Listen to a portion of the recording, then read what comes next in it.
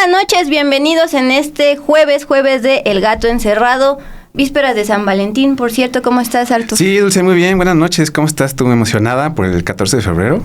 Sí, también, no sé si has visto, pero todo el mundo anda enfermo en estos días. Sí, un poco, sí, pues es cambio de temperatura. Y aparte también mucha gente vacunándose, ¿no? Decirle a la gente que se siga vacunando, que lleven a primos, amigos, quien sea, pues es importante, ¿no? Por este tema del sarampión, Dul. Sí, Jalisco anda sobre todo en la campaña de vacunación, Ciudad de México también y otras entidades. Saludos, gracias por estar aquí. Va a estar muy bueno el Gato Encerrado del día de hoy. Vamos a hablar pues sobre datos para entender el bloqueo comercial de Estados Unidos en Cuba de más de 6 décadas. También nuestra compañera Ale Padilla nos va a explicar cuánto tiene y cuánto gana Nacho Mier, quien sustituyó a Adán Augusto López como coordinador de la bancada de Morena allá en el Senado. Y tú nos traes chismecito del PAN. Sí, Dul, revisamos los contratos del PAN y vamos a ver cuánto ha gastado en propaganda ese partido político de derecha, cuánto ha derrochado y con qué resultados. Muy pobres resultados y lo iremos viendo más adelante en el programa. Sí, no de a gratis le salen en su Facebook anuncios de Acción Nacional. Bueno, una breve pausa y arrancamos. Gracias por estar aquí.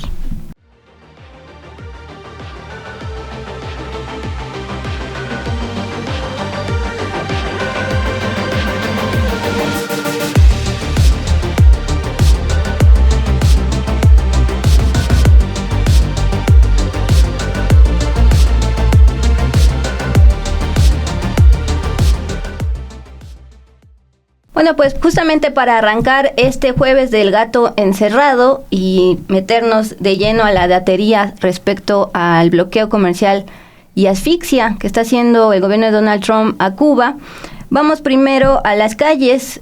José Manuel Fuentes una vez más estuvo platicando con ustedes. En esta ocasión se fue al Zócalo de la Ciudad de México para saber el pulso de lo que ustedes piensan sobre Cuba. Y sobre todo, ¿qué piensan del apoyo humanitario que precisamente hoy por la mañana, jueves 12 de febrero, ya llegó por parte de 2 buques del gobierno mexicano a Cuba con víveres pues elementales para comer? Muy bien, Dulce, si te parece, vamos a ver el sondeo. Y luego de que en 1959 fue derrocado Fulgencio Batista, este dictador, sobre todo por la Revolución Cubana, empezaron a temblar los intereses de Washington. Pues en 1960 la Revolución Cubana empezó a tener efectos en la isla y empezaron la nacionalización de empresas y de los intereses de Estados Unidos empezaron a caer, por lo que en 1962 empezó el embargo, el bloqueo económico en contra de Cuba. Esto luego de afectar sus intereses y, por supuesto, por parte del gobierno de John F. Kennedy.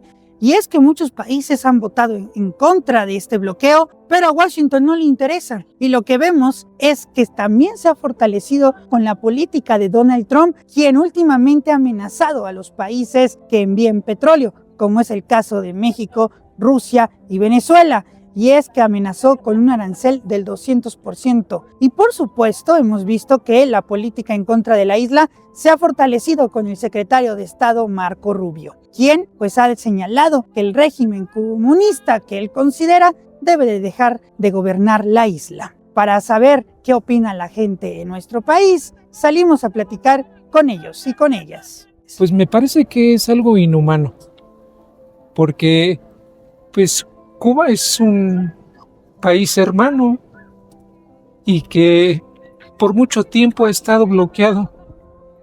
Qué bueno que la política de México es ese humanismo para hermanar a todos los países de América Latina. Este tiempo debe hermanarnos con Cuba, esa relación que siempre México se ha caracterizado de ser un país humano. Y si no puede mandar petróleo, qué bueno que está mandando otro tipo de productos para que los hermanos no padezcan, porque México es una gran potencia y Cuba también, porque aunque le quiten el petróleo a Cuba, seguro que no lo van a poder desaparecer. México y Cuba son grandes hermanos. Creo que de alguna manera Yo lo digo así, yo respeto mucho, tengo amigos cubanos, pero y los respeto mucho, pero sí veo una dictadura muy fuerte ahí. ¿Usted considera que sí hay una dictadura? Sí, definitivamente sí. ¿Y qué opina de la ayuda humanitaria que está dando el actual gobierno de la presidenta Sheinbaum? ¿Qué opino? Pues está bien, porque a final de cuentas es humanismo, es humanitario, ¿sí? Y créanme lo que si yo tuviera la oportunidad, pues también los apoyaría, porque digo, tengo algunos conocidos cubanos. De hecho, aquí en México, yo vengo de un municipio de aquí de San Martín de las Pirámides, Estado de México. Yo vengo de ahí y ha llegado bastantes cubanos por ahí que vienen de fugas, ¿no? Entonces los conozco, platico con ellos y dicen, la verdad está terrible también. Y son los que me dicen que sí hay dos Cubas prácticamente, dice, la de los que tienen poder y las que no tenemos nada, dice, entonces muchos por eso huimos, ¿no?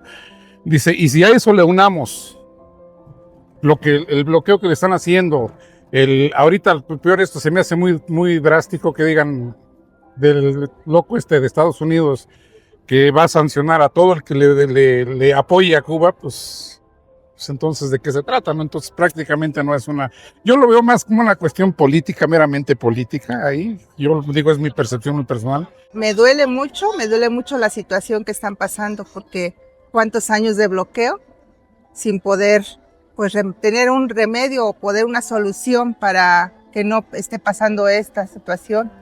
¿Usted está de acuerdo con la ayuda humanitaria que mandó el gobierno mexicano? Claro que sí, estamos totalmente de acuerdo.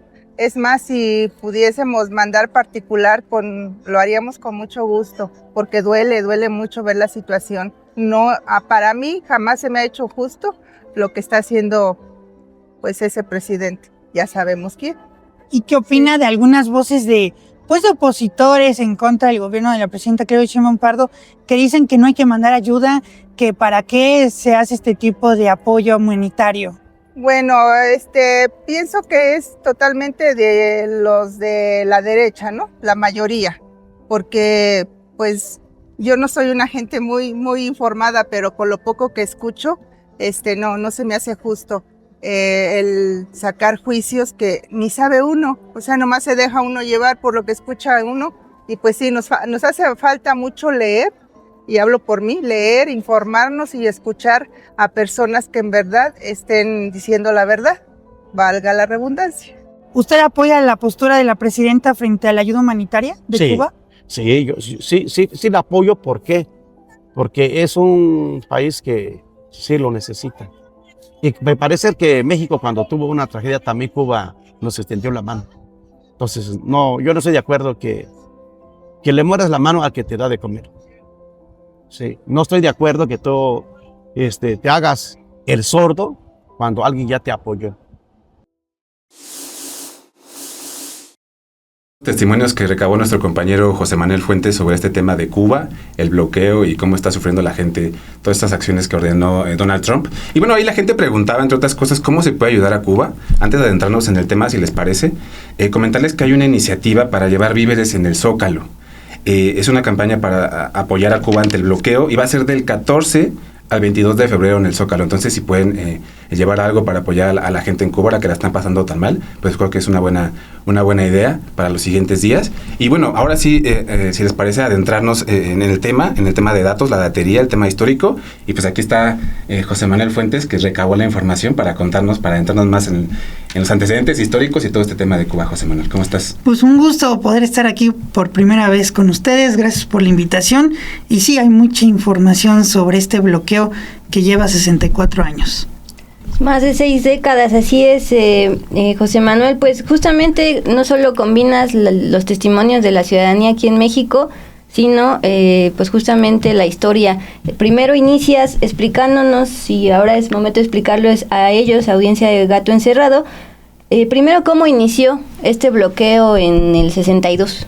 Bueno, esto se da pues en el contexto de la Revolución Cubana, que duró pues muchos años, estamos hablando ya del 56-57, y esto pues implicó a que el gobierno de Estados Unidos pues no le agradara las políticas del nuevo gobierno. Y hay que recordar que en Cuba, en ese momento antes de la Revolución Cubana, pues vivió una dictadura con Fulgencio Batista. Y se da la Revolución Cubana con varios liderazgos como Camilo Cienfuegos, el Che Guevara, Fidel Castro, que posteriormente se convirtió como presidente, y eso no le agradó al propio Estados Unidos, y llama la atención, Arturo, Dulce, que se da en un gobierno demócrata, que es el gobierno de John F. Kennedy, que proclamó este embargo comercial entre Estados Unidos y Cuba. José Manuel, perdón que te interrumpa, pero es importante, creo, recordar que Cuba, en ese momento, la revolución, pues implementa un sistema económico diferente, que es un sistema socialista, y por eso Estados Unidos pues se molestó demasiado por esa intervención, y aparte hubo nacionalizaciones, ¿cierto?, en ese momento de la Revolución Cubana, de bienes incluso de Estados Unidos. Exactamente, porque la isla era un negocio para Estados Unidos, turístico sobre todo. La ubicación de Cuba pues se presta para los negocios turísticos, y lo que llama la atención con este embargo incluye la prohibición de transacción financiera, eso es importante, y también comerciales. A comienzos de los 60, como tú bien mencionabas, el gobierno de Castro pues llevó a cabo pues una serie de nacionalizaciones de industrias que perjudicó a los intereses de Estados Unidos, y además se da en el contexto de la Guerra Fría, que es un punto pues muy álgido y podríamos decir de tensión entre la Unión Soviética y Estados Unidos, que se convirtió pues en uno de los aliados fuertes de la isla, y hay que recordar la crisis de los misiles, que duró del 16 al 28 de octubre de 1962. Ahí es donde empieza a haber pues las tensiones, ¿no? E incluso durante el verano de 1962, Moscú y La Habana comenzaron a instalar en secreto decenas de plataformas de lanzamiento de misiles traídos por la propia Unión Soviética, y eso es lo que no le gustó a Estados Unidos. Hay una relación muy compleja entre Cuba y Estados Unidos desde ese punto del gobierno de Kennedy hasta, ya podemos pasar, por ejemplo, el gobierno de Bill Clinton, de George Walker Bush, y también vemos que con Obama hubo un acercamiento, incluso se hablaba mucho de que se podría quitar el bloqueo, pero no pasó así, aunque Obama fue a la isla, tuvo una visita, etcétera, pero no se dio. O sea, el bloqueo continuó porque los republicanos en ese momento pues estaban generando presión en el Congreso. Entonces no pasó eso. Después llegamos con Donald Trump. Sí, justo, José Manuel, hablabas con el señor Lázaro, que justamente él decía, es que siento que tienen algo personal con Cuba. Tú le mencionabas que su posición geográfica es la clave. Ahora ahondas que es justamente por el tema turístico.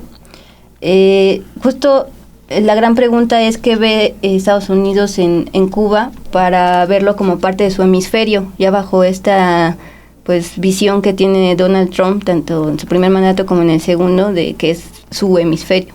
Lo que pasa es que esa zona, si hablamos geopolíticamente hablando, y si nos vamos a un contexto incluso de la Segunda Guerra Mundial, cuando estaba la batalla contra los alemanes, Estados Unidos ha tenido geopolíticos, por ejemplo, George Kennan y también Nicholas Spigman, que hablaban de que hay un concepto que se llama Mar Mediterráneo de América.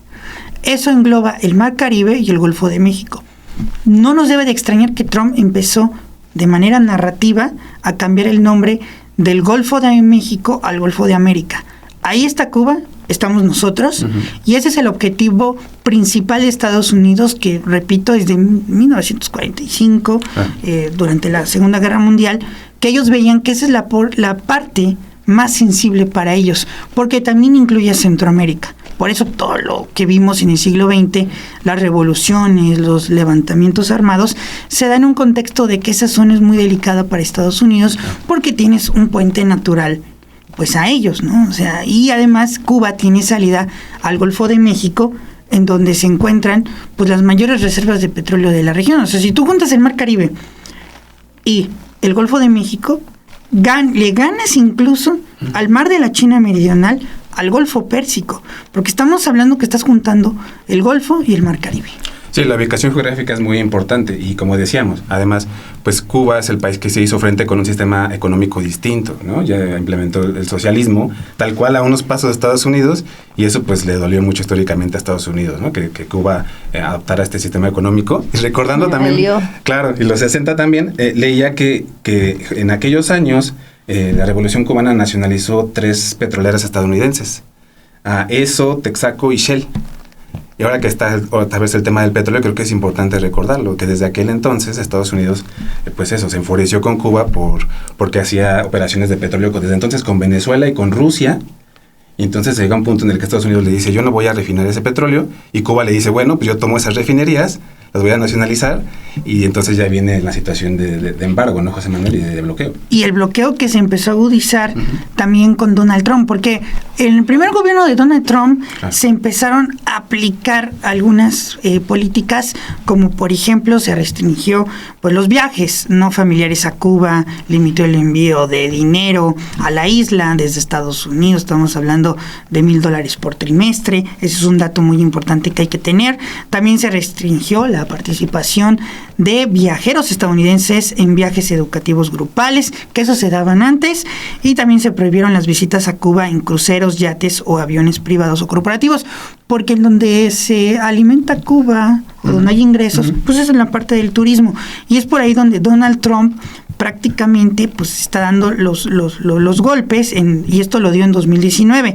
Incluso ese año la Embajada de Estados Unidos en Cuba anunció la suspensión de los viajes aéreos desde Estados Unidos a todas las ciudades cubanas, excepto a La Habana, alegando la intención de impedir que el régimen cubano se beneficie de los viajes aéreos estadounidenses. El objetivo pues prácticamente es quitarle ese poder al gobierno actual, y las fake news que Trump ha estado pues poniendo sobre la mesa. Ya le puse fake news, un poquito haciendo guiño a nuestra querida sección alerta fake, pero pues justamente ustedes juzgarán estos puntos que declaró la Casa Blanca la semana pasada, el 29 de enero de 2026, para tratar de argumentar por qué está haciendo esta asfixia, que como veíamos y escuchamos en los testimonios de la ciudadanía, pues es algo inhumano. Claro, perdón, recordar que esto se intensificó, lo que mencionaba José Manuel, esta asfixia, como decimos, porque Trump emitió una orden ejecutiva para que ya ningún país pueda darle petróleo a Cuba. Su principal suministro era Venezuela, pero como ya vimos, pues prácticamente Estados Unidos tomó Venezuela. Entonces ahora sí, pues Cuba se quedó sin un importante país que le daba petróleo, y luego aparte emite otra orden para que cualquier país que le diera petróleo sufriera aranceles, y ahí también pierde el apoyo de México. Entonces eso ha agudizado mucho la situación. El apoyo menos de energético, pero el humanitario continúa. Ese se ha mantenido, afortunadamente, pero en ese caso el petróleo está sufriendo muchísimo Cuba. Sufre mucho, y además esto es importante porque las medidas de Donald Trump se han agudizado incluso ya como secretario de Estado Marco Rubio. En el primer Donald Trump no tenías a un Marco Rubio, tenías a Mike Pompeo, que no tenía una política tan vengativa o fuerte contra Cuba. Ahora Marco Rubio sí, y eso es lo que ha agudizado estas medidas, porque desde el gobierno de Joe Biden han considerado a Cuba como una isla que apoya al terrorismo, a los grupos del Medio Oriente. Ahí vienen las fake, sí. No, ahí vienen la fake, que Hezbollah y Hamas. Que sabemos que a Hezbollah lo vinculan con Irán, y a Hamas pues lo vinculan con la resistencia palestina, un enemigo abierto del Estado de Israel. Entonces ahora llama la atención, ¿no?, que quieran relacionar a Cuba con estos grupos, y también apoya, y así como que lo considera Estados Unidos, a los adversarios del hemisferio occidental. Y a quién nos referimos, y hay datos incluso, es los BRICS, que por cierto Cuba forma parte como socio, porque no es integrante, pero es socio. Los BRICS son Brasil, Rusia, China y también Sudáfrica, que son potencias emergentes. Es un bloque económico. Muchas veces lo confunden como un bloque militar, pero no es militar, es económico. Son potencias emergentes que se fueron dando a notar cuando da esta crisis del 2008 financiera, claro, con la caída de los Lehman Brothers. Ahí es donde empieza a haber una crisis fuerte y estas potencias salen a la luz. Y por eso Estados Unidos quiere alejar a China y a Rusia de la isla. Otra que es la que más voló mi cabeza, José Manuel, Artur. Cuba alberga la mayor instalación de inteligencia de señales de Rusia en el extranjero dedicada al robo de información sensible de seguridad nacional de Estados Unidos. Ese es uno de los argumentos de la Casa Blanca para esta asfixia y amenaza de aranceles. Y también mencionan que el régimen cubano pues persigue y tortura opositores políticos y niega la libertad de expresión y de prensa y se beneficia corruptamente, así dice el comunicado, de la miseria del pueblo cubano. Y el objetivo realmente del gobierno de Estados Unidos pues es quitar al gobierno que está actualmente. Sí, exactamente. Como lo decíamos en Venezuela, pues no hay un interés para instalar una democracia. No se percibe así como que Estados Unidos sea el salvador de las democracias de América Latina. El propio Trump dijo hace poco que los dictadores a veces son necesarios y que él se asumía como un dictador, ¿no? Y entonces, pues es eso, son la búsqueda de intereses económicos, energéticos. En el caso de Venezuela ya lo vimos y también en el de Cuba. Entonces, realmente no se percibe una preocupación real de Estados Unidos para implementar una mejora democrática en Cuba, sino un interés económico, netamente, ¿no?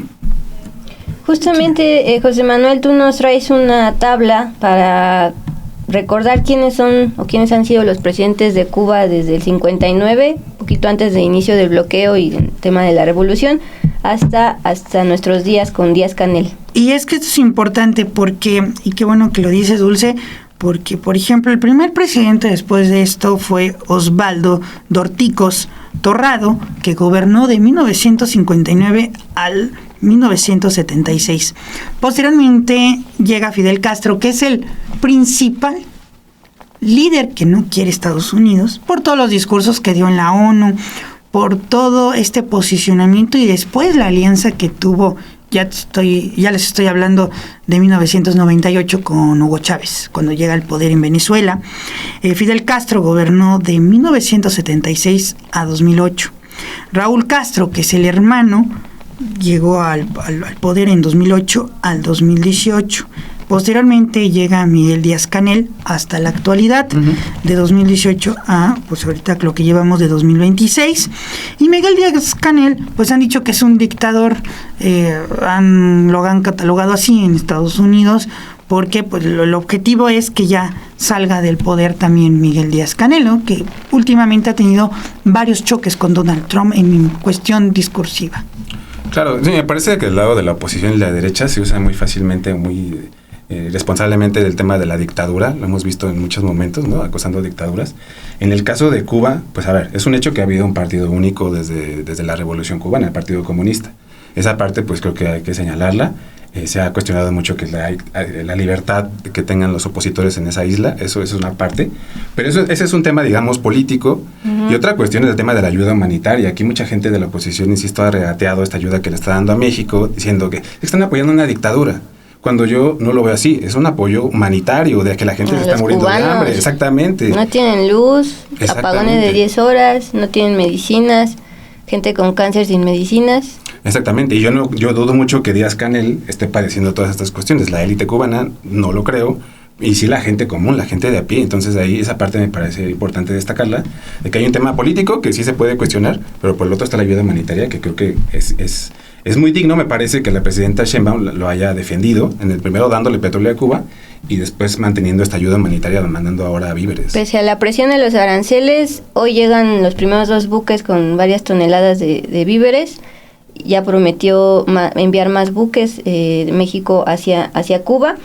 Recordando lo que pasó con los envíos de petróleo de Pemex a Cuba. Yo recuerdo que hace un par de semanas fue el diario Financial Times quien empezó a publicar sobre que México estaba enviando petróleo a Cuba luego de lo que pasó en Venezuela.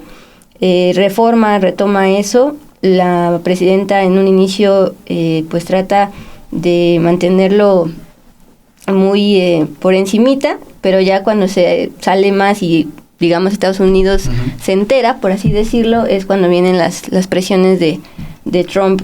Dice, ¿cuánto petróleo le dan a Cuba? ¿Cuánto petróleo le dan a Cuba? Y también es importante Dulce, Arturo, ver qué países.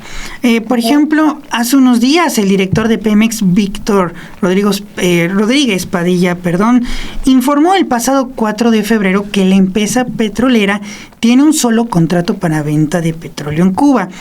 Esto porque muchos dicen, tiene varios. No, nada más es uno, es un contrato. Y lo dijo el director de Pemex, nos paga a tiempo. O sea, no es de que, pues ahí cuando puedas nos pagas, no. O sea, Cuba ha estado pagando de acuerdo a las palabras del funcionario. Y también indicó que este abastecimiento representa, y este es el dato, 0.1% de las ventas de la paraestatal. Es mínimo. Es mínimo. Mientras que Venezuela, de acuerdo a los datos de agencias internacionales, envió en 2025 unos 27,000 barriles diarios a Cuba. Mientras que Rusia aportó cerca de 6,000 diarios, de acuerdo al servicio especializado de una agencia internacional. Y también es importante que México está entre los 6,000 y 12,000. Ahí lo tenemos incluso en la gráfica. Sí, estaba ahí en la gráfica de barras cómo se ve que frente a Rusia, México da más, pero definitivamente Venezuela era su principal proveedor y por eso la angustia de sí, que se ahí quedara se nota la sin... importancia que tenían esos envíos de petróleo para Cuba y perder eso, pues lo tienen sumidos en esta crisis tan grave, José Manuel. Y luego México se convierte en el segundo y eso prende las alertas de Estados Unidos. Incluso hay un republicano, una nota que salió, aprovecho para decirlo, sale sin embargo una nota sobre un congresista republicano que incluso vino a México para hablar con la presidenta Claudia Sheinbaum Pardo y pues él dice, me dejó plantado cuando no fue así. Lo que pasa es que la presidenta dijo, no, es que no se concretó la reunión y me refiero... Con Cancillería, no con la presidenta la reunión. Claro, y me refiero al republicano Jiménez, ¿no? Antonio Jiménez, que es un republicano que es de Florida. Y Florida, acuérdense que tiene una política muy dura en contra de Cuba, porque ahí es donde llegan pues varios cubanos después de pasar varios días en el mar, etcétera. Y ahí hay un conflicto fuerte con los republicanos y por eso amenazan a México, ¿no? Que aprovecho porque decías de Marco Rubio, el secretario de Estado que está detrás de pues la asesoría Trump contra Cuba. Recordar también el origen de Marco Rubio de Cuba bajo esta postura que tienen algunos cubanos anticastrista. Claro, ya incluso estaba viendo en los medios estadounidenses que critican a Marco Rubio, dicen, pues Marco Rubio ni ha conocido la isla, ni la conoce y ya anda con esta política. Que él no nació en la isla, sus papás son de cubanos, pero él no nació en la isla. Por eso los medios de comunicación estadounidenses le han pegado por ahí a Marco Rubio, ¿no? Es decir, odias algo que ni siquiera has estado ahí. Y también hay que decir algo, Cuba ha ayudado a México también. O sea, no solamente es de que México nada más está ayudando a Cuba. Cuba nos ha ayudado. Por ejemplo, un dato. En 2023 arribaron a México 2,851,000 dosis de la vacuna contra COVID-19 conocida como Abdala, distribuidas en 2 vuelos para la campaña nacional de vacunación invernal 2023-2024. Además, se apoyó con médicos en las zonas rurales. El gobierno federal firmó en mayo de 2022 un convenio de cooperación en materia de salud que incluye la formación de especialistas mexicanos en la isla caribeña, así como la contratación de más de 500 médicos cubanos para trabajar en nuestro país. En 2024, el expresidente Andrés Manuel López Obrador dio a conocer la firma del convenio con Cuba en materia de salud a fin de sumar 2,700 médicas y médicos especialistas al sistema de salud pública en México, sobre todo en las comunidades apartadas, porque ahí hubo una crisis incluso de médicos y médicas. Eso es lo que quería subrayar. Delfino te dice en este sondeo, Cuba también nos extendió la mano. Y justamente pues desde la oposición han criticado mucho que haya médicos cubanos, pero ellos son de los pocos que se están comprometiendo a llegar a las comunidades más apartadas donde justamente los médicos mexicanos pues por las condiciones laborales no van y ellos sí. Y es un dato importante, ¿no? Y actualmente pues México el pasado domingo, como ya lo adelantaban, pues mandó una ayuda humanitaria. Ya llegó esta mañana.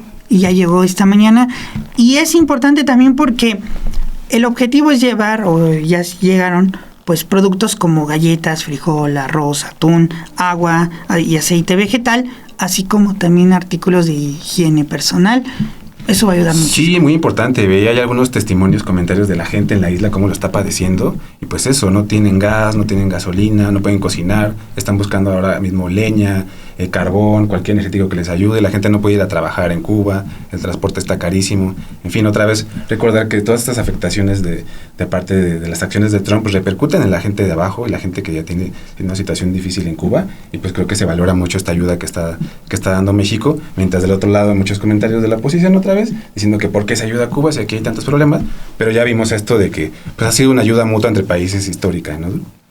Quisiera concluir, gracias José Manuel por tu amplia explicación, recordando este llamado de solidaridad que hace el Ejército Zapatista de Liberación Nacional el día de ayer, y a su vez firman un montón de organizaciones, porque ya visto geopolíticamente está llamando esta asfixia de Estados Unidos, de Trump y sus halcones a Cuba, como lo que hemos visto que se ha hecho en Gaza y lo que ya se sucedió en Venezuela. El proyecto llamado Nueva Gaza plantea la reconstrucción de territorios bajo esquemas favorables al capital privado. A su juicio, esta lógica implica debilitar o transformar regiones para integrarlas a intereses económicos globales. En este foro de Davos, donde se reúne toda la élite, se proyectó la idea que tiene pues el yerno de Trump de hacer de Gaza... Kushner. Hacer de Gaza pues lo que vemos en Dubái, por ejemplo, y plantea el Ejército Zapatista que en Cuba, por el tema de que es una isla y también atrae el turismo, quieren hacer lo mismo, devastación humanitaria, quitarlos y construir sus rascacielos. Y ese negocio pues lo va a estar impulsando Donald Trump, mientras que la presidenta de México finalmente pues ha dicho que no importa el color del partido, sino que la ayuda humanitaria tiene que llegar. Desde Peña Nieto se llegó a ayudar, incluso era el PRI, ahora Morena. Más allá de eso, son personas que no tienen luz, que no tienen comida, que no tienen medicinas, y el mundo entero lo está viendo. José Manuel, pues muchas gracias por los datos, por la datería sobre Cuba, y aquí nos estaremos viendo. Muchas gracias. Claro que sí, nos estaremos viendo. Gracias. Regresamos, vamos a corte y regresamos.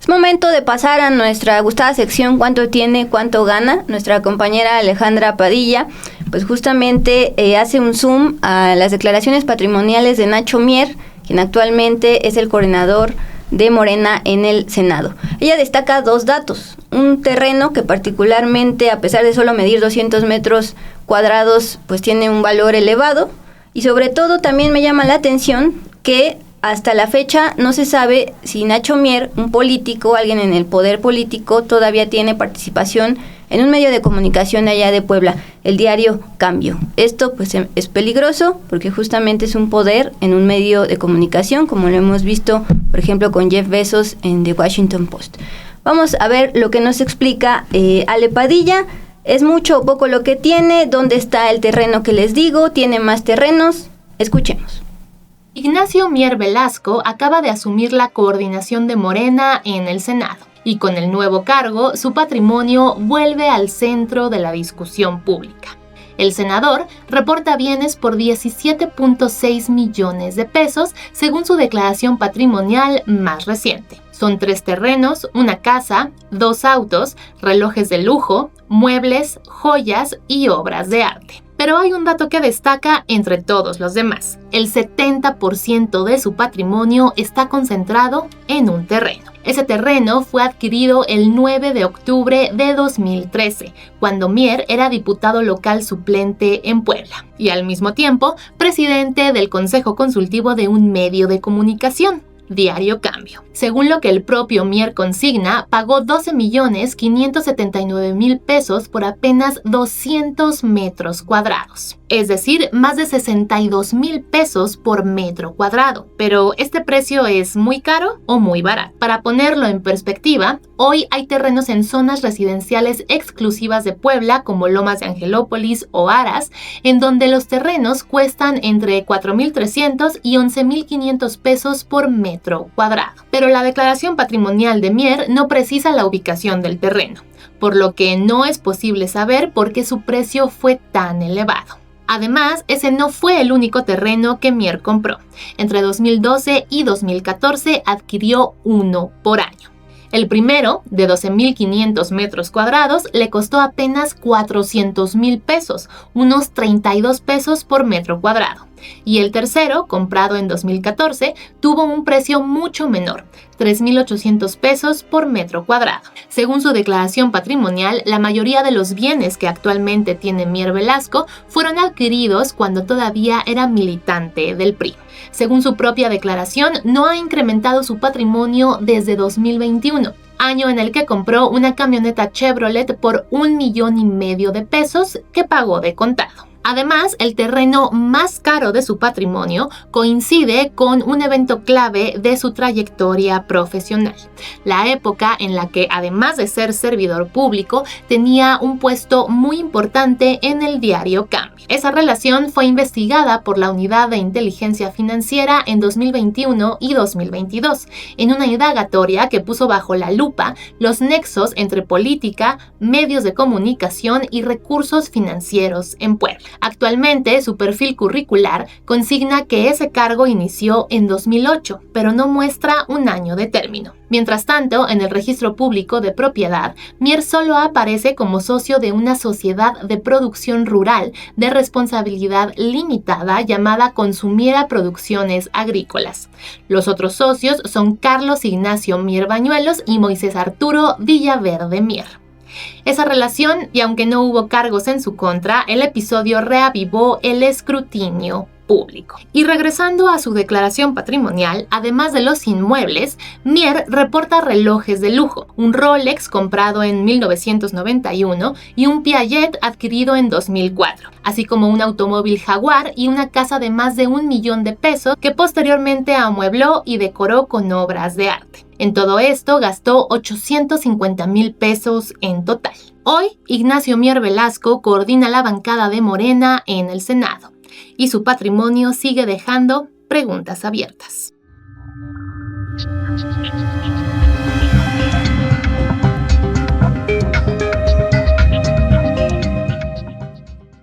Regresamos después de escuchar el reportaje de nuestra compañera Alejandra Padilla. Dulce, me parece importante darle un seguimiento al patrimonio de Mier, porque venimos del caso de Adán Augusto López, quien tenía ese cargo de coordinador de Morena y presidente de la Junta de Coordinación. Y en el caso de Adán Augusto, pues vimos un crecimiento en sus bienes muy importante, contradicciones después entre lo que él declaraba y lo que realmente tenía. Entonces me parece importante dar ese seguimiento. Hasta una rueda de prensa o dos tuvo que dar para intentar explicarlo y aún así. Claro, y se hizo muchas bolas. Totalmente. No, se hizo bolas.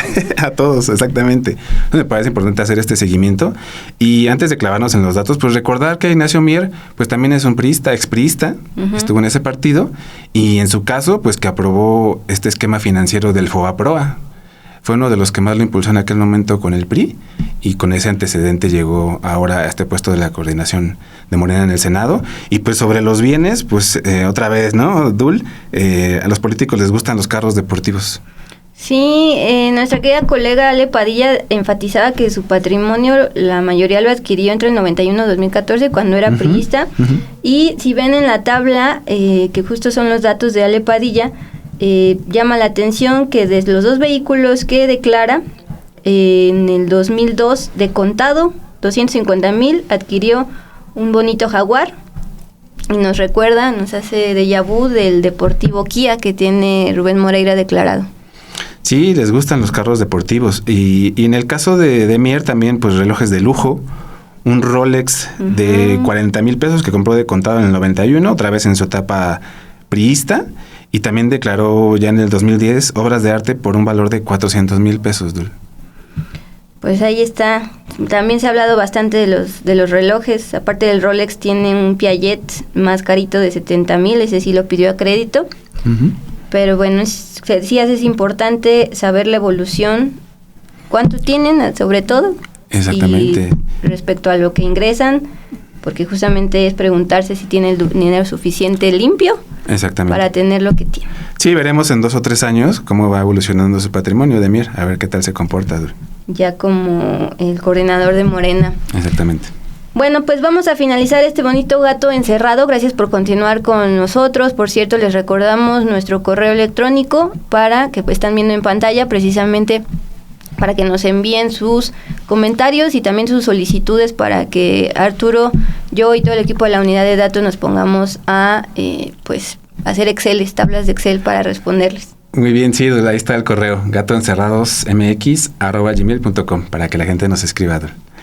Y si te parece, vamos a la sección de lo que sabemos y que ahora va a estar enfocada en el gasto del PAN. Nos metimos a ver cuánto ha gastado este partido en propaganda desde su relanzamiento. ¿Te acuerdas que fue ahí en el Frontón México? Uh-huh. Presentaron este eslogan de Patria, Familia y Libertad, que recuerdo mucho a todo el movimiento libertario de Milei y demás.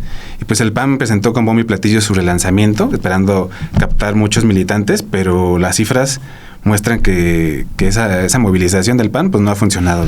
Y eso que se, ahorró en producción, porque sí, el video estelar que presentaron, no hecho con inteligencia artificial, pero aún así, ¿cuánto gastaron tanto en contratos como también estuviste rascando para que ustedes o algunos de ustedes les salga publicidad del PAN mientras están scrolleando en Facebook? Exactamente, sí. Nos metimos a la plataforma de transparencia para ver el gasto del último trimestre de 2025 y ahí fue donde ubicamos los contratos donde el PAN gastó 57 millones de pesos en su relanzamiento y en propaganda. Desde octubre pasado a la fecha, esa cantidad de dinero. Y por otro lado, Dul, sus militantes solo crecieron 1%. Fue muy pobre su crecimiento. Tenían su relanzamiento en octubre 318,000 militantes, un poco más, y para el 11 de febrero eran apenas 323,213. O sea, apenas sumaron 4,414 militantes en ese periodo. En 4 meses podría ya llamarse un fracaso, no lo sé, pero solo aumentó 1% a pesar de inyectarle 57 millones, eso en 4 meses. Sí, y además si lo comparas con, por ejemplo, Morena, que también lanzó una campaña para afiliar militantes, fue más rápida. Pues eso es bestial. Morena ya lleva, ahí poníamos en el guión 11 millones, ya tiene más de 12 millones de militantes. Entonces es un crecimiento muy importante que contrasta mucho con esto del PAN e insistir en que pues se gastan millones en propaganda cuando no está funcionando y pues eso, si quieres vamos a ver como a detalle el tema de los gastos en un reportaje que preparamos en video. El PAN gastó 57 millones de pesos en su nuevo diseño, en gorras, playeras y hasta en anuncios en la revista TV y Novelas, pero aún así no logra levantar. Con todo y ese gasto millonario, la militancia del PAN apenas creció 1% desde octubre. En la plataforma de transparencia ubicamos un contrato de 8 millones de pesos que firmó el PAN con la empresa Servicios Tecnológicos y de Software La Angostura, para que les hiciera una aplicación de registro de militantes, y un sistema de validación en el que, por cierto, se habla de que el PAN recopilaría datos biométricos de quien quisiera afiliarse con ellos. Además, el PAN le pagó 3.5 millones a Cinépolis para que transmitiera sus spots antes de que empezaran las películas, 500,000 pesos al periódico Reforma para que difundiera su propaganda y 530,000 a Televisa para que salieran anuncios del PAN en 4 ediciones de la revista TV y Novelas.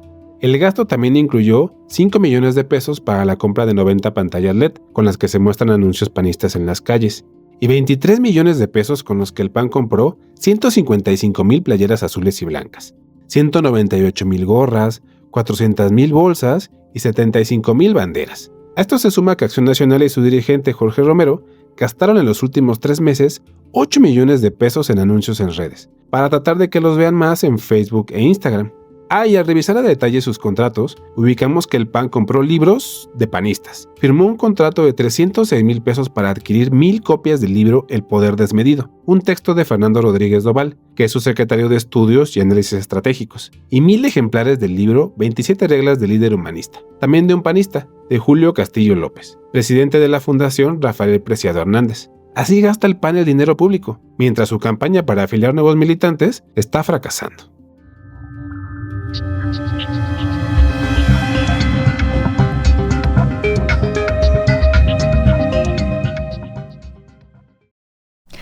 Bueno, en lo que sabemos trae un poquito de también así se reporteó, porque justo nos vas a explicar cómo obtuviste los datos para saber, por ejemplo, que el PAN gastó más de 8 millones de pesos en una aplicación precisamente para registrar a los militantes. Sí, en este caso otra vez usamos la PNT, la Plataforma Nacional de Transparencia. Nos metimos a las obligaciones de transparencia que tienen los entes públicos, en este caso los partidos políticos, y ahí viene por trimestre, ¿no? Lo que quieres revisar, y en este caso nos metimos al último trimestre del año, y ahí aparecen uno a uno los contratos, y la gente se mete, les van apareciendo, y ahí aparecen los montos y las empresas que contratan. Y del gasto, pues me llamó la atención a mí de 8 millones de pesos en una aplicación para registrar militantes.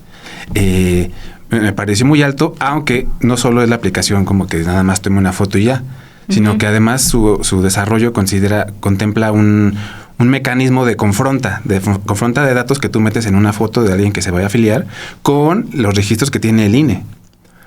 Entonces, de datos. Exactamente, eso me pareció llamativo y también pues me generó duda de qué tanto cuidado hay con esos datos biométricos que capta, por ejemplo, en este partido el PAN, ¿no? ¿Qué tanto cuidado puede tener? Siendo que el PAN ha criticado mucho en el caso de una iniciativa federal de seguridad, que también haya ese manejo de datos, y el PAN mismo también se está haciendo de muchos datos biométricos, exactamente. Y sí, también recordar que, por ejemplo, Morena también está utilizando este tipo de aplicaciones de iPads para registrar ese tema militantes. Se me hace importante porque en el pasado hubo filtraciones, ¿te acuerdas? Yo recuerdo Movimiento Ciudadano, en algún momento se perdió una base de datos y ya estaba ahí circulando en el mercado negro. Exactamente. Ay, no. Sí, oye, también Artur, si usted fue del 6 de noviembre de 2025 al 25 de diciembre del año pasado al cine, particularmente Cinépolis, pudo haberse tenido que chutar un spot panista. Sí, caray, el PAN le pagó 3,587,000 pesos a Cinépolis para transmitir estos spots de 30 segundos, que sí, la verdad son muy molestos. ¿Sabes cuál es el partido? Uno está ya listo con sus palomitas. Sí, ya estás ahí listo, quieres ver avances a menos de otras películas y te meten ahí spots de partidos, dices, no, Dios mío, ¿por qué? Sí, bueno, el Verde es expertazo en eso, el Partido Verde, pero ahora también del PAN, te chutas pues sus videos, sí... viéndolo, ya no sé si es de IA, pero el que sí estoy segura que es de IA fue el que presentaron en su relanzamiento en el Frontón México. Sí, y que hasta se ve el parque del reloj en Benito Juárez porque pues, es su bastión político. En fin, también para los que leen todavía la revista TV y Novelas de Televisa, también pues es justo un target, un objetivo panista. Señoras que están en la estética leyendo TV y Novelas, que se chutan. Sí, en este caso el PAN pagó 538,000 pesos a Televisa, que es la dueña de la revista TV y Novelas, para pagar anuncios de publicidad en esta revista, y pues nos llamó la atención igual que cada ejemplar, cada página de publicidad costó 116,000 pesos, Dul. Para anunciarte en la TV y Novelas, cada página te cuesta esa cantidad. Ahora, mi mamá tiene para dormir una playera de Josefina Vázquez Mota. Se la dieron no sé dónde en la calle, creo. Sí, esas playeras de los partidos sirven para la talacha, ¿no? De hogareña, muchas veces. Llegué a ver a un señor con chaleco del PRD de Anaya. Mi mamá, su playera de Josefina ya toda decolorada, pues 2012. 155,000 playeras azules y blancas con logo PAN. Unitario 45, pero ya más de 155,000. Casi 7 millones.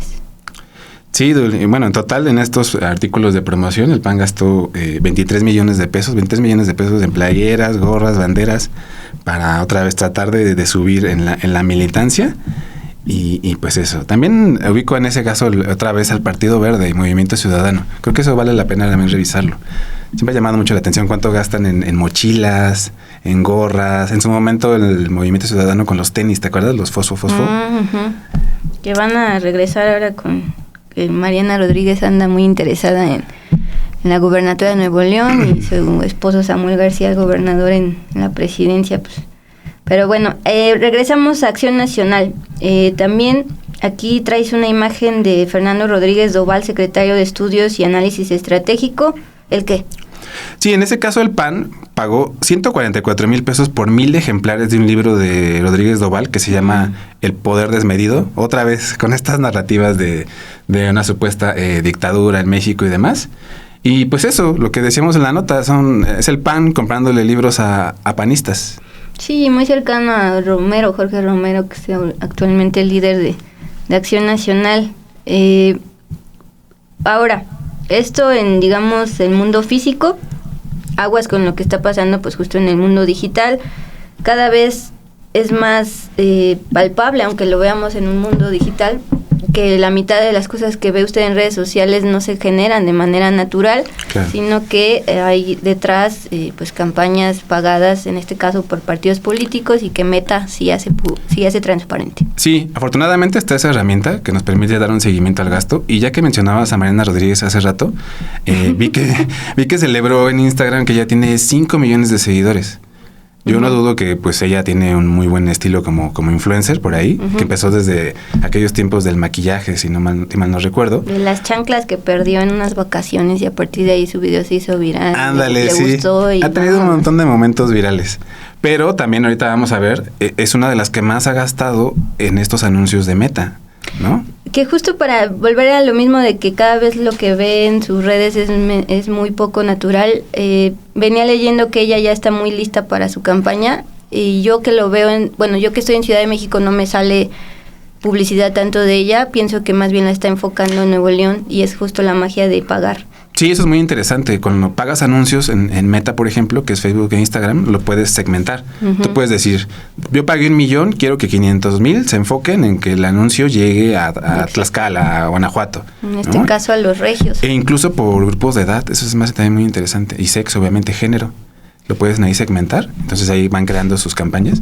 Y ellos son expertazos, los de allá de Nuevo León, de Mese, pero acá en el PAN pues quieren hacer lo mismo. Sí, totalmente. El PAN tiene una historia ahí que luego podemos contar muy larga de movimientos digitales, pues que son pues de guerra sucia. Por ahí en algún momento me tocó documentar el caso de este movimiento de Twitter de se le va a caer el país a Sheinbaum y demás. Hubo cierta conexión panista, entonces por ahí tienen una historia larga de ese tipo de operaciones. Pero bueno, volviendo al tema de lo del gasto de promoción, pues en los últimos 90 días el PAN gastó 2 millones de pesos en anuncios de Meta e Instagram, pero el gasto de ese partido se concentró en su dirigente, Dul. Jorge Romero gastó en los últimos 90 días 5,905,000 pesos en anuncios en la red Meta para tratar de promocionarse, para tratar de crecer en esa red social.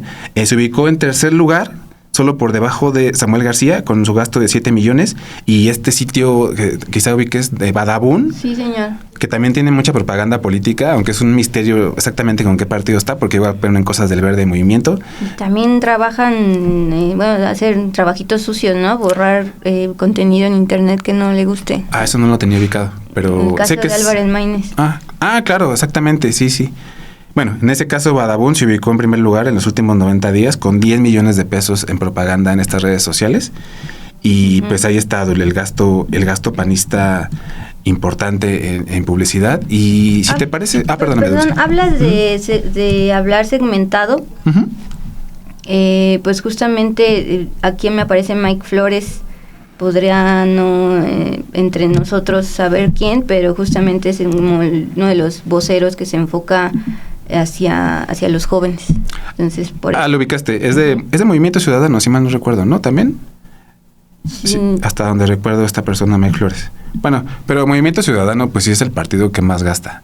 Digo, aquí el PAN gastó bastante en este periodo, pero históricamente es el que más le mete en anuncios, también en YouTube. Seguramente te han salido videos de Samuel cuando tiene sus informes y demás. Es el que por mucho más le mete en estos anuncios. A mí me sale ese señor cocinando, que es una estrategia buena para llegar a personas que no les interesa la política, pero les interesa las recetas de comida, de cocina, y les llega un Samuel García para ya ir fijándose en su rostro, cocinando pancakes para su bebé, o ahora que fue el Super Bowl y que están en el norte y es como más allá, haciendo su carnita asada para el Super Bowl con su sombrero. Sí, claro. Esto lo enfoca creo que en TikTok, ¿no? Ahí es donde más me ha salido. Sale muchísimo Samuel. Y perdona más un paréntesis, ahora te recordé pues del contexto en el que estamos, de la reforma electoral. pues que parte de lo que plantea Morena y el gobierno es que se reduzca el gasto de los partidos. Y ahí yo sí a favor, totalmente. Sobre todo después de ver este tipo de gastos, digo, ¿para qué derrochan tantos recursos, no? Claro, una cosa es lo que te estás derrochando y esa es la palabra por los resultados que está teniendo actualmente. Una cosa es que te infles en redes sociales y otra es que la gente te crea. Exactamente, sí. Y por ejemplo, el PAN ha metido este tipo de anuncios que vamos a ver un fragmentito para que veamos en qué se gasta el dinero el PAN. El PAN gastó 57 millones de pesos en su nuevo diseño, en gorras, playeras y hasta en anuncios en la revista TV y Novelas. Pero aún así, no logra levantar. Con todo y ese gasto millonario, la militancia del PAN apenas creció 1% desde octubre. En la plataforma de transparencia ubicamos un contrato de 8 millones de pesos que firmó el PAN con la empresa Servicios Tecnológicos y de Software La Angostura, para que les hiciera una aplicación de registro de militantes. Y un sistema de validación en el que, por cierto, se habla de que el PAN recopilaría datos biométricos de quien quisiera afiliarse con ellos. Además, el PAN le pagó 3.5 millones a Cinépolis para que transmitiera sus spots antes de que empezaran las películas, 500,000 pesos al periódico Reforma para que difundiera su propaganda y 530,000 a Televisa para que salieran anuncios del PAN en 4 ediciones de la revista TV y Novelas. El gasto también incluyó 5 millones de pesos para la compra de 90 pantallas LED con las que se muestran anuncios panistas en las calles y 23 millones de pesos con los que el PAN compró 155,000 playeras azules y blancas, 198,000 gorras, 400,000 bolsas y 75,000 banderas. A esto se suma que Acción Nacional y su dirigente Jorge Romero gastaron en los últimos 3 meses 8 millones de pesos en anuncios en redes, para tratar de que los vean más en Facebook e Instagram. Y al revisar a detalle sus contratos, ubicamos que el PAN compró libros de panistas. Firmó un contrato de 306,000 pesos para adquirir 1,000 copias del libro El Poder Desmedido, un texto de Fernando Rodríguez Doval, que es su secretario de Estudios y Análisis Estratégicos, y 1,000 ejemplares del libro 27 reglas del líder humanista, también de un panista, de Julio Castillo López, presidente de la Fundación Rafael Preciado Hernández. Así gasta el PAN el dinero público, mientras su campaña para afiliar nuevos militantes está fracasando.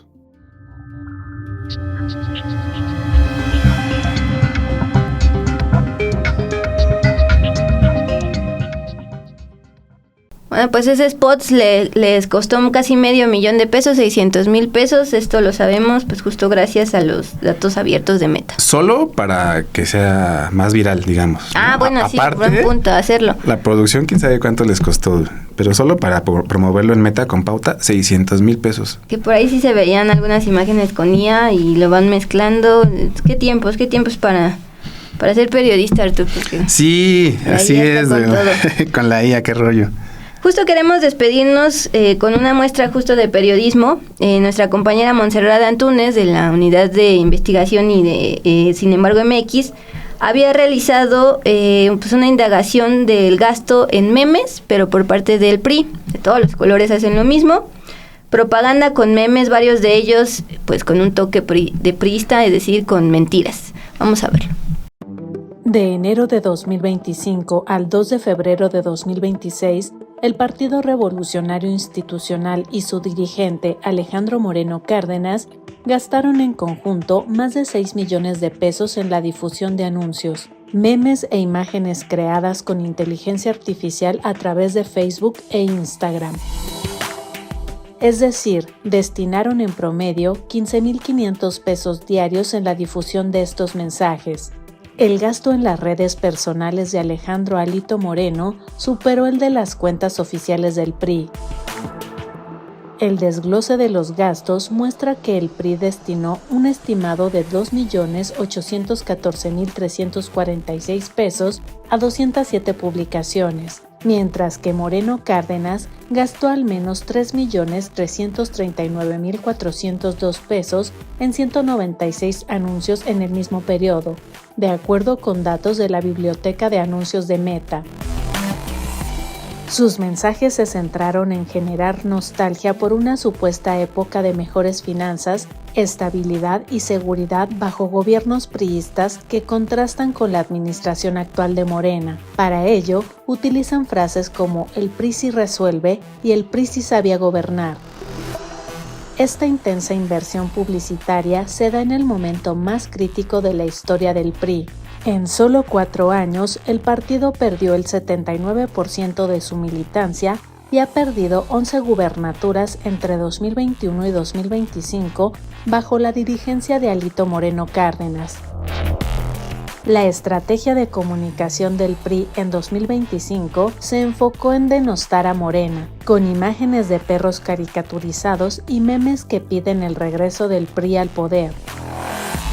En sus publicaciones, el PRI asegura defender las libertades y los derechos humanos, lo que contrasta con el historial de sus administraciones, marcadas por hechos de represión y autoritarismo que siguen impunes, como la matanza de Tlatelolco en 1968, la de Acteal en 1997 y la desaparición de los 43 estudiantes de Ayotzinapa durante el gobierno de Enrique Peña Nieto. En cuanto a sus mensajes, el PRI pagó por anuncios que critican 7 años de estancamiento económico y la falta de mejora en los ingresos, pero cifras del INEGI han confirmado una reducción de la desigualdad en México gracias a la mejora salarial y programas sociales impulsados desde el gobierno de Andrés Manuel López Obrador, de 2018 a 2024. La inseguridad también es un tema recurrente en los anuncios del PRI. Alejandro Moreno incluso pagó por anuncios que promueven el trabajo de Estados Unidos desde México para combatir cárteles de la droga. El gasto de más de 6 millones de pesos en las redes sociales del PRI y Alito Moreno es solo una parte, ya que se desconoce el total de lo destinado a su publicidad según el análisis de la Unidad Técnica de Transparencia del INE del tercer trimestre de 2025. El PRI cerró el año como el partido nacional menos transparente, al cumplir con solo 9 de 56 de los formatos obligatorios.